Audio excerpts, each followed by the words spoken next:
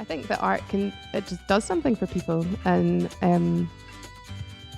you can't have control over how somebody feels when they look at a painting or any piece of art, whatever it is, and it can really move somebody in a way that is often really unexpected to me when somebody looks at a piece and they usually the title is what they might engage with, and then the piece and the whole thing comes together for them in a way that I couldn't predict.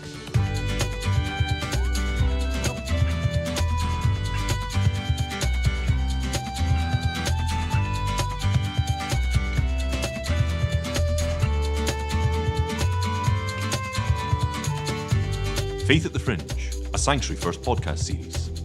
Uncovering God in the creative arts. At the biggest international arts festival in the world, Sanctuary First stops to ask, where does faith and art meet?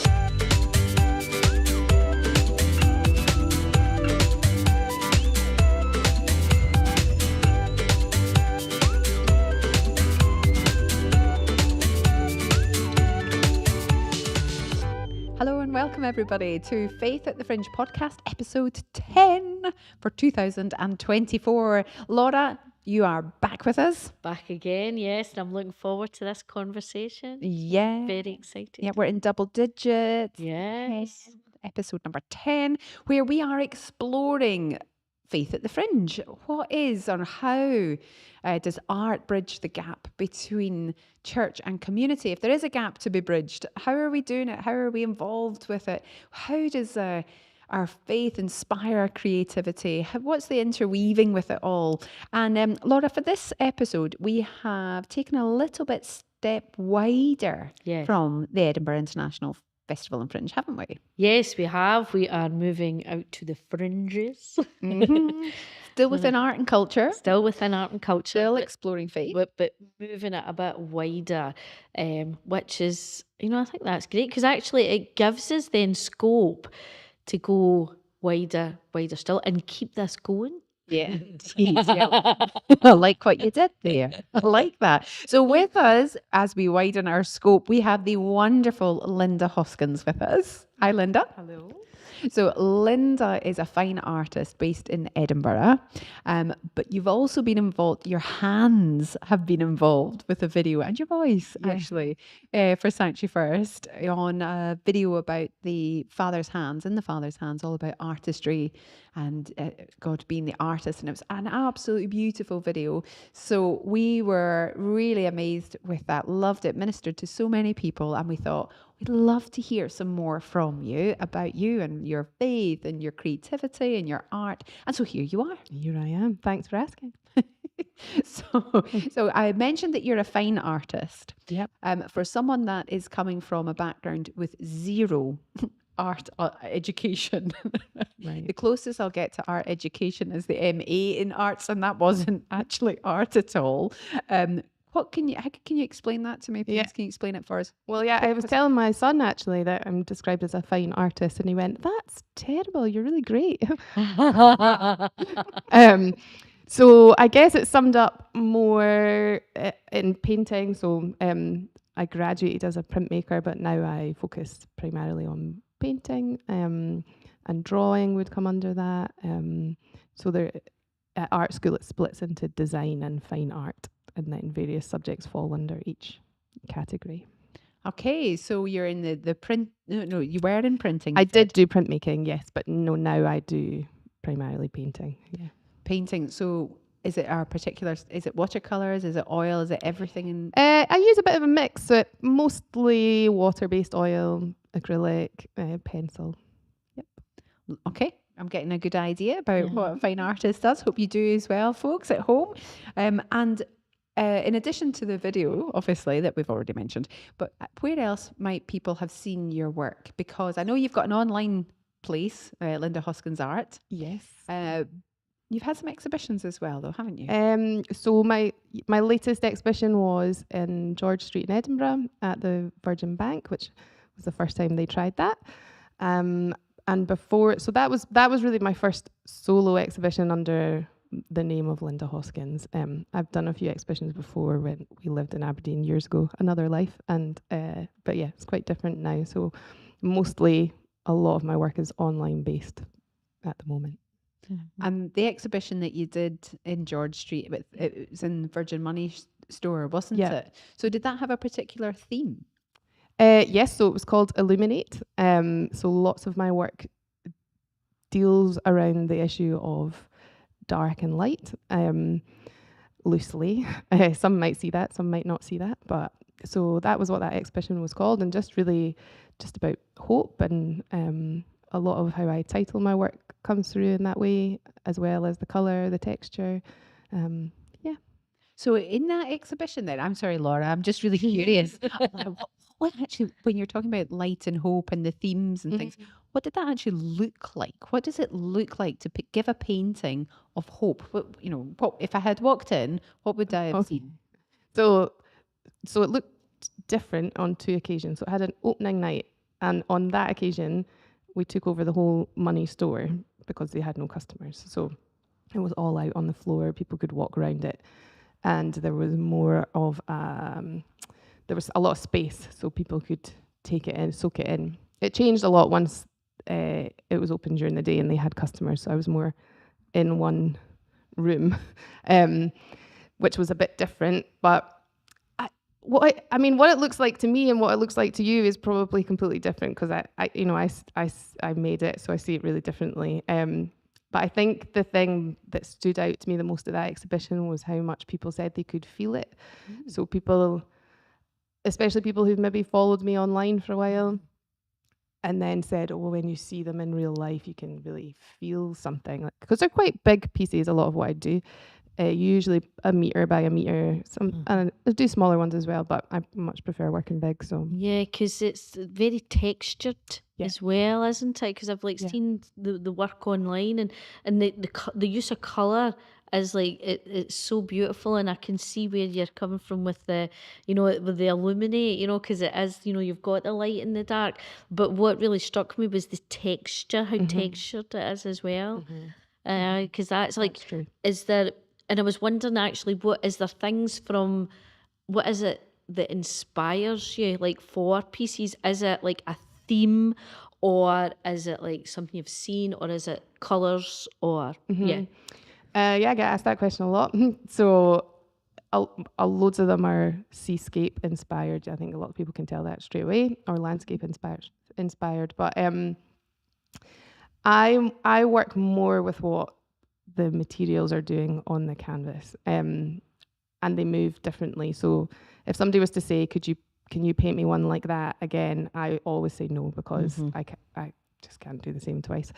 And I sometimes I have a title in my head when I start, and sometimes I don't till the end, and that can inspire how I'm working as I paint it. So I find that quite a difficult question, because it really just comes down to how I'm working at the time. And I never paint a scene. So if you're looking for an artist who paints a specific scene, then there are many who do that very well, but I am not that artist. It sounds like when you are painting that there's a message that you're hoping to convey through your work. Am I picking you I up think right? that's fair. Yeah, that's fair to say. I think that art it just does something for people, and you can't have control over how somebody feels when they look at a painting or any piece of art, whatever it is. And it can really move somebody in a way that is often really unexpected to me, when somebody looks at a piece, and they usually, the title is what they might engage with, and then the piece, and the whole thing comes together for them in a way that I couldn't predict, or but it's quite special to see, actually. And a privilege to be part of that for somebody. Yeah. So you're a Christian, and so do you feel? Now, I know whenever I write, I sometimes feel that it's not me that's writing. It's the Lord. It's definitely the Holy Spirit that is at work. Because sometimes I'll go, I don't even know where that came from. It's and you're like, that's actually really good, and I don't know how I've done that. But do you feel that actually the Holy Spirit is really working through you in your work? Yeah, massively. And that's not something I take for granted. But there's times I'll finish a piece, look back, exactly what you just said, and think, I don't really know how that came together. Particularly around the titles. So I could name something in a throwaway minute, and it completely speaks life into somebody that I would never have expected. And that is definitely a Holy Spirit thing that I've seen happen. So yeah, I would say yes. And you seem actually as well, like, because you get some artists that are, and I would imagine maybe ones who don't have a faith, and they can get right quite caught up in it, and it's like a kind of control thing, where you seem very like more fluid to the space and the medium that you're using, and also actually the wherever the Holy Spirit's going to go. Is it like a relaxing like experience? Is it like, now I say this because most people, whenever I had showed your video with the in the Father's hands to my church, and they all thought it was very meditative.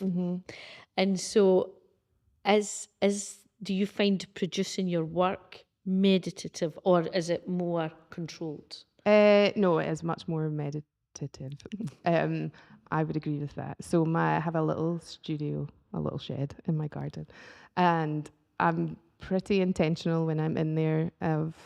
I start everything I do just by praying and surrendering it, and the type of music I listen to depends on the outcome. No, I try. I think the word I try not be pretentious around art. I think it can carry that in the art world, and I think the nature of creative people is we're all quite sensitive by nature, and therefore a bit guarded in some ways, and that when not honed in the best way can come out with a sense of control and protectiveness. And yeah, that can be a battle. I'm not going to lie, that can be a battle, but I would say I've learned much more just to hold things lightly, and yeah. So you were already saying that you're aware of the Holy Spirit working through you. And I'm curious to find out a little bit more about how your faith inspires your art. And because you don't create art just to remain hanging on a wall, do you? There's there's a purpose. Yeah. To bless others with it as well, beyond the artist. Yeah. So do you want to talk a little bit about that? And then also about that, how your faith inspires that creativity? Yeah. So when I first set up in my own business, it's fair to say there was no grand vision and no grand plan. It was one foot in front of the other. And so the first painting that I sold, I had put on it that I would donate half of it to a charity called SOTUS, which are survivors of human trafficking in Scotland. And it sold, and so I thought, I'll do it again, and then it snowballed into a much bigger project. And so after, I think maybe it was about, 6 months plus, SOTUS were very kind and came to me and said, it would be lovely if this was sustainable, but we're aware that 50% maybe isn't sustainable long term, which I was grateful for, because by this point it had become more of a business for me. So we put it down to 10%, and then I continued to support them for 3 years.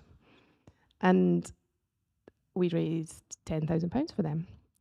And so and now I support the charity Anne Hope House, which Bethany Christian Trust run in Edinburgh. So it turns out I've learned loads. I mean, I've learned loads by making loads of mistakes, but so it turns out it's super legally complicated to support charity if you are publicising it. So I thought that maybe I could do a couple of charities. You can't legally do that. So I've learned a lot. So yeah, so now it's one charity at a time. So currently it's Anne Hope House. Okay. And why did you get involved with those charities in particular? I mean, did you have an interest with human trafficking before starting your own business? Yes, so I learned a lot about human trafficking through SOTUS. The director of SOTUS I used to work for, in Aberdeen, so we had a friendship, and at that point there was a natural connection. As time went on, my husband ended up working for them, and so we learned loads more about trafficking and the injustice of it, and in some ways it's a scary world to open up to yourself, because you then see it Yes. everywhere. So yeah, that was the connection with them. The connection with Anne Hope House, I had been part of a volunteer team that worked with some of the sex workers in Edinburgh, and we had ended up getting close to one of the girls there.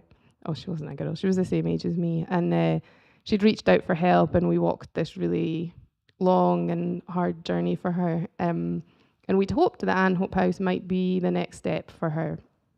And the situation meant it reached just a sad end, and she ended up losing her life. And so it seemed appropriate that they were the next choice, because her story can just help other women who go there. So yeah.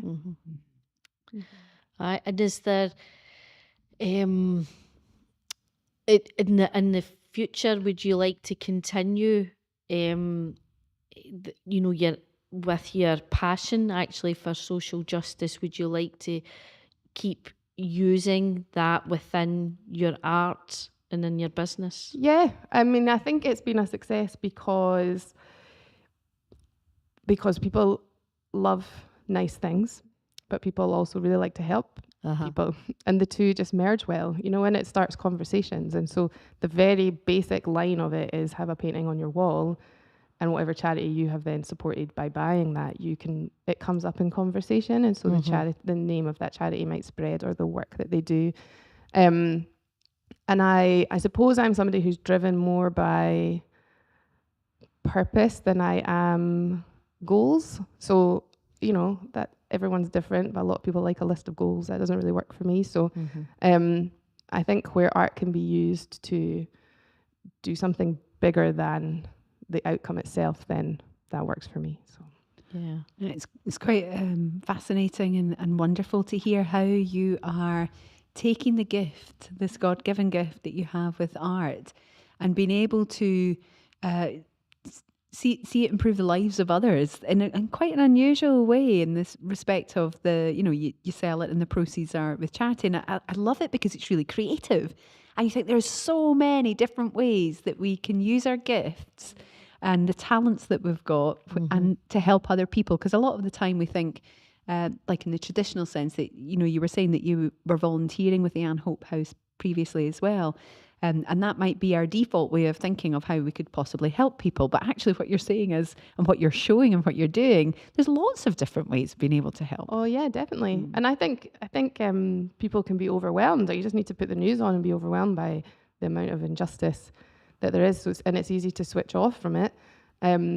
Especially so around the issue of trafficking, when I was supporting SOTUS, even talking about trafficking on my page, people had a few reactions. One is completely denial, like that really doesn't happen here where we live, or just completely overwhelmed of thinking, well, what can I do, because that's so big. And so for some people, buying a painting, at least you've done something. Yeah.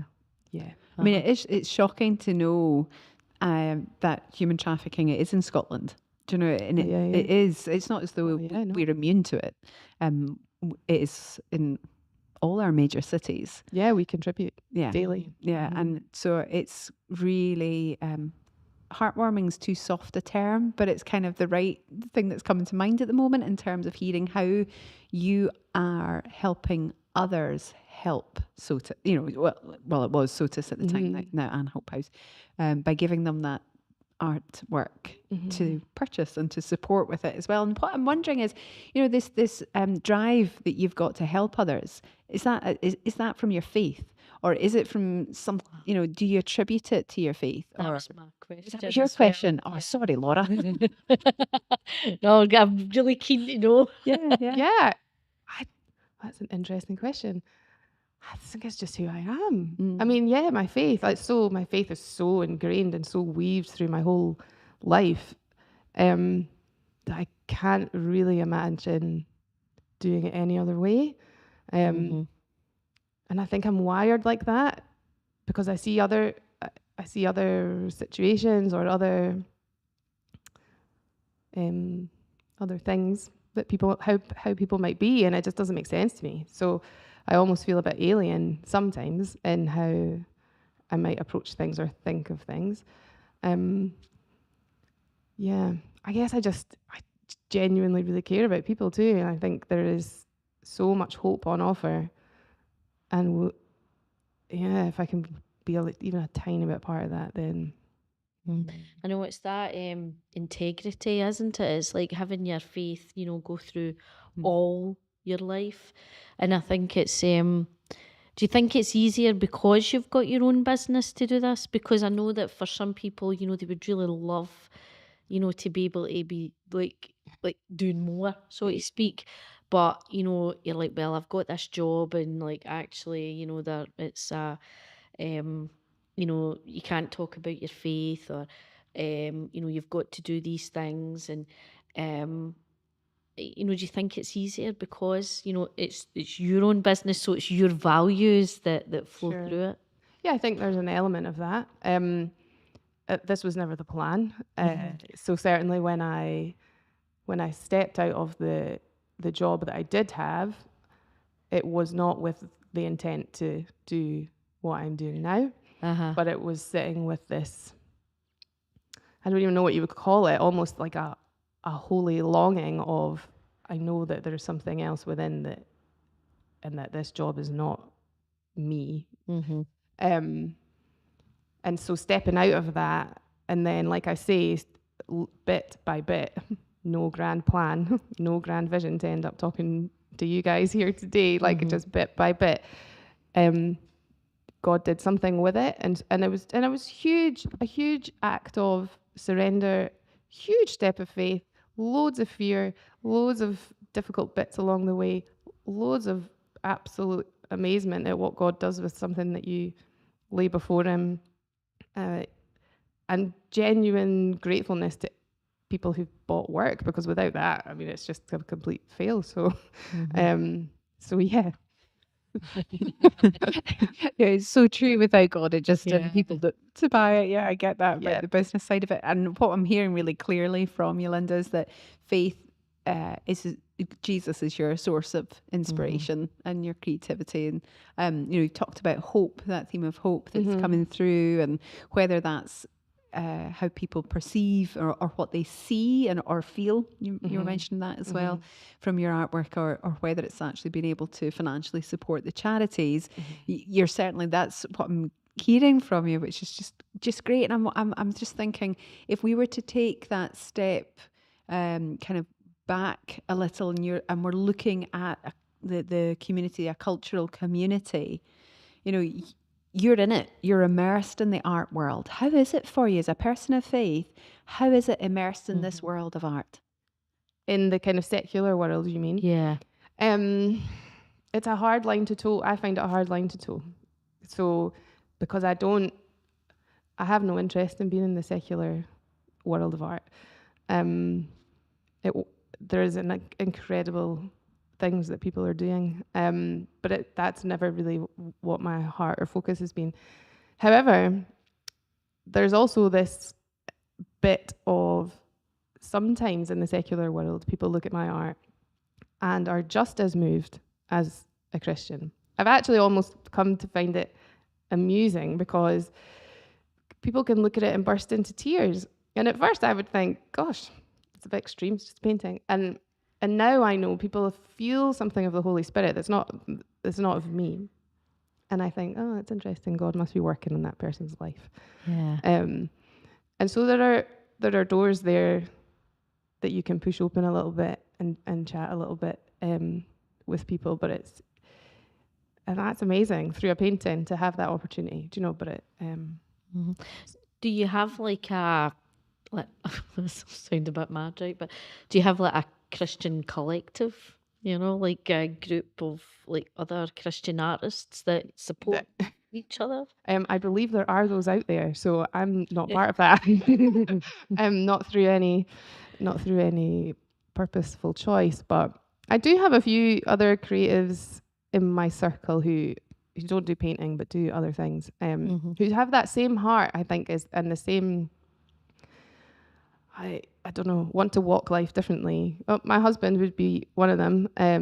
He does photography and as well as other jobs that he does. So we do have these like deep conversations that probably other people might not have, depending on what their job is at the end of the day. But yeah, so coming back to the point of the secular world, I think it is a hard line to toe.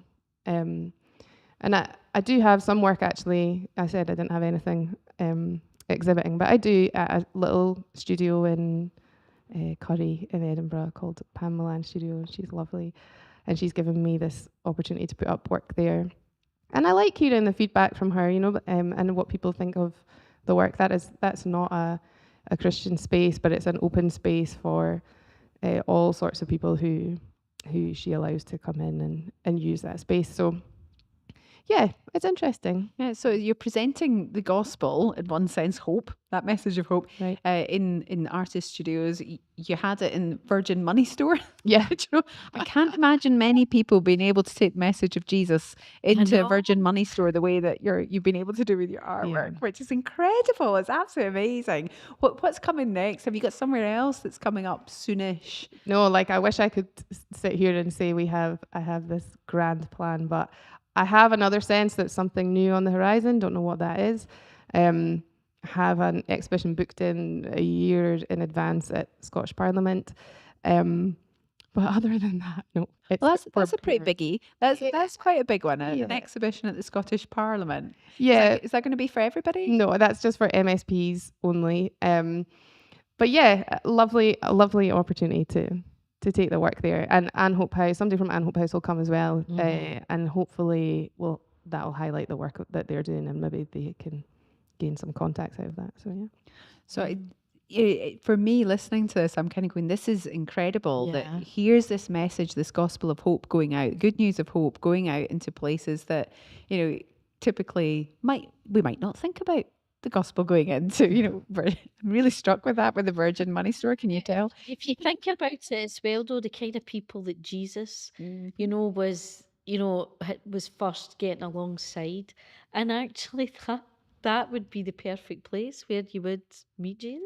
Yeah, absolutely. In the Parliament, in the artist studios, and it's really awesome. So, I mean, I suppose in one sense it's a bit of a daft question, but I still would love to hear your thoughts with it in terms of, you know, do you see that a way whereby art can help bring faith to people, bring that message? Because I mean, that's why I'm saying it's a bit of a daft question, because you are doing it. But also, what's the importance of having faith in kind of that, in the fringe or in the fringes in these cultural areas? I suppose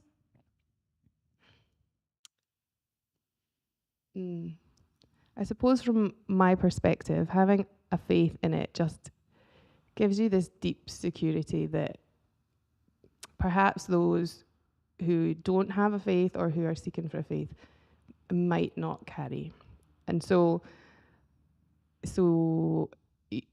you're speaking in a way that I do a great job with this. I don't always feel that I do. You know, I don't often always share anything particular about Jesus himself. I like the way that people feel when they look at art, and I like the way that people engage with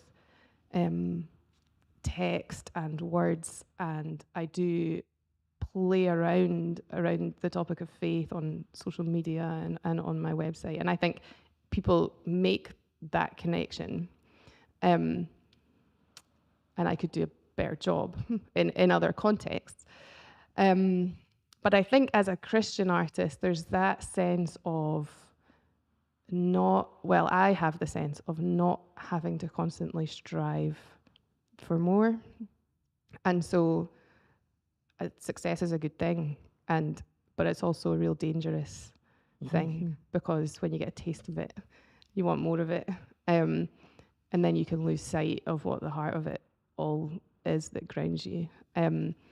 So for me, I'm pretty serious about living that lifestyle. So there's always a little bit of an up and then a massive reality check of something, and I thank God does that almost intentionally with me to keep me in that place to live out what I say. So yeah, I think I would say that's what faith does for me. It just keeps a level of I know who I am with art, and I know who I am without art. And then with your work, you know, it's like it's not overt, but it's actually pausing. People are pausing, people are reflecting, and they then ask the questions, because we were thinking about that when we were recording our other podcast today. You know, the questions that and the challenges that people then are asking themselves. And so it's like you're presenting them with something that then makes them reflect and question and challenge, and perhaps causes them to, you know, to seek further. Yeah. Yeah, I think maybe that's true. I think a general feedback is that, particularly on the way I use social media, people like a bit of honesty. Yeah. I think it's disarming because of course it is a bit of a fake world. It is a bit, and I understand that. And there's times that I do that, as we don't want to write the whole time that things are difficult or tricky. But I think people just connect with a bit of realness, and it makes them feel normal, Yeah. because it's pretty hard to keep up fakeness. So Yeah, totally. It's about that authenticity. we were Yeah. talking about earlier. Just that authentic living, a call to authentic living as well that we have as Christians, and that's if we are able to take that authentic living and that authentic faith that we've got and share it in the way that we are handcrafted with. I think the world is a better place for it. So, I know you're saying you might be able to do things better. In one sense, I'm kind of going, yeah, but you know what? You're excelling with what you are handcrafted to do. And I think that's one of the things that is worthwhile hanging on to, isn't it? For all of us. Yeah, for sure. yeah. But yeah, I was just I was listening to something last week that said you can only do the bit you can do, and God will do the bit you can't. Yeah. And I suppose I just live by that. Oh, that's so good. I like that quote. That's good. Laura, you got a takeaway? Oh, I know. Try and sum up. What are we taking away? I am just taking away massive. I know, actually, I've just It's like a tapestry, painting in itself. Yeah, and it's that. It's because that's actually, it's because it's people. It's like people take what they need, I think, from art, and it's like what they need, and it's like, and I think if God's hand has been in that creation, it's actually they are going to then take what they need, and it's like without having to tell them, it's God's hand is in it. The word for me is grace. That's what I'm sitting there going. I'm listening to you, and I'm just thinking about what we've been talking about. I'm thinking, what I'm getting is grace. It's the grace of God. People are looking at a work of grace which you have produced in partnership with God, and there's a grace there for people for whatever they see that it's left open for them and open for God to move. And then there's this grace that's shown into the charities that you're using. But that's my impression that I'm getting from you, Linda, is that you're a person of grace, and you've got this outworking of grace that it just it almost when you're talking about it, it feels as though it's effortless, because it's just who you are. It's who God's made you to be. And so it flows. And I think one of my takeaways from that is actually this is this beautiful kernel that you are able to articulate for us and encourage us with, that actually each of us have that. Yeah, absolutely. And whatever your particular thing is in life, might not be creativity, but I think when you invite God into something. So I've just been really, really recently studying Bezalel in the Bible, the first artist, and the first person in the Bible that's spoken about being filled with the Spirit of God is an artist. Yeah. And how God himself, before he told us anything else about who he is, showed us his creativity at the start.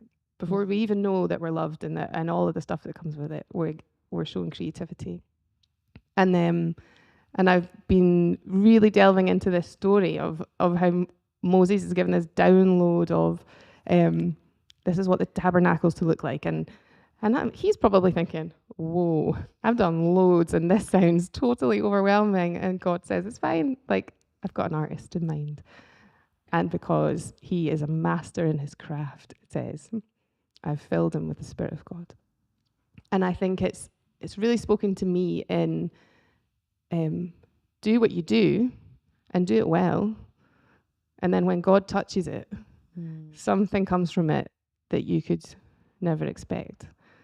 And so that guy is a master in his craft and then becomes the lead, I guess, project manager, artist of the whole tabernacle, the whole place that the Ark of the Covenant that hosts the presence of God all starts with the artist. And I mean, I don't know, I've heard loads of sermons on Lot's in Exodus. I haven't ever heard a sermon on the artist who created that whole space that we still talk about. And so I think for me, it's that whatever you do in life, whether it's creativity or teaching or whatever it is, when you invite God into it and His Spirit touches it, something happens that you just couldn't have orchestrated. What an amazing gem to finish on. Yes. Oh my goodness, I love that. Absolutely love it. Thank you, Linda. Thank you for all your conversations, for that word at the end as well. That is really powerful. Just inviting God in and letting Him work His wonders as we do what we can. That's just really, really strong and powerful. Friends, if you didn't quite catch what Linda said at the end there about the first artist in the Bible, rewind the podcast and listen to it again, because those words are so powerful. They're so good. They're so right and true. And I know they're going to encourage so many of us. So Linda, thank you so much. Thank you. And Laura, thank you again. Thank you. It's been just wonderful. Yeah, brilliant having you on. And thank you, friends, for joining us here, Faith at the Fringe podcast, as we delve into that area of faith at the fringe and the place of faith in the fringes of life. So thank you.